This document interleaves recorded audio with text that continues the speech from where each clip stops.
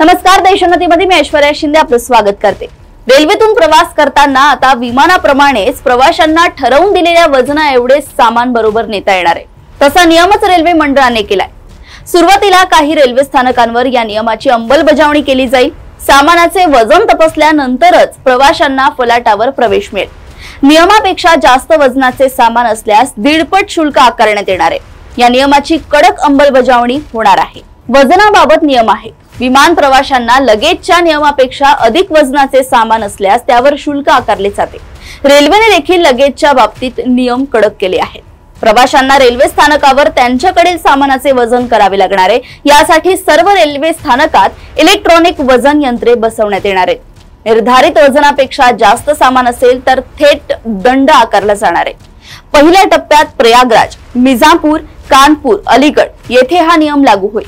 त्यानंतर देशभरात त्याची अंमलबजावणी होईल। प्रवाशांसाठी श्रेणीनुसार वजनाची मर्यादा ठेवण्यात आली आहे। 35 किलो जनरल साठी, 40 किलो स्लीपर कोच साठी, 40 किलो एसी थर्ड साठी, 50 किलो एसी सेकंड साठी आणि 70 किलो एसी फर्स्ट साठी अशी आखणी करण्यात आली आहे। हा नियम आधीही रेल्वेने ठरवून दिला होता, पण आता त्याकडे काटेकोरपणे लक्ष दिले जाणार आहे। फक्त वजनच नाही तर बॅगेचा आकार देखील निर्धारित केलाय। 5 ते 12 वयोगटातील मुलांनाही सामानाचा नियम लागू असेल, पण ते प्रौढांनी इतके वजन वाहून नेऊ शकत नाहीत। एका व्यक्तीकडे असणाऱ्या एकूण सामानाचे वजन 50 किलोपेक्षा जास्त असल्यास परवानगी दिली जाणार नाहीये। तर आता रेल्वे प्रवास अधिक शिस्तबद्ध होणार आहे। विमान प्रवासासारखेच सामान्याच्या वजनावर मर्यादा घालून रेल्वे प्रशासनाने स्पष्ट संदेश दिलाय।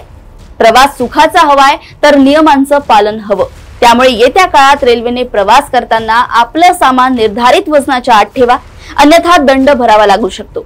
एक जबाबदार प्रवासी म्हणून हे बदल स्वीकारणं आपल्याच सोयीचं ठरणार आहे। पाहूया हे नवीन नियमन प्रवाशांचा अनुभव किती सुधारतंय ते।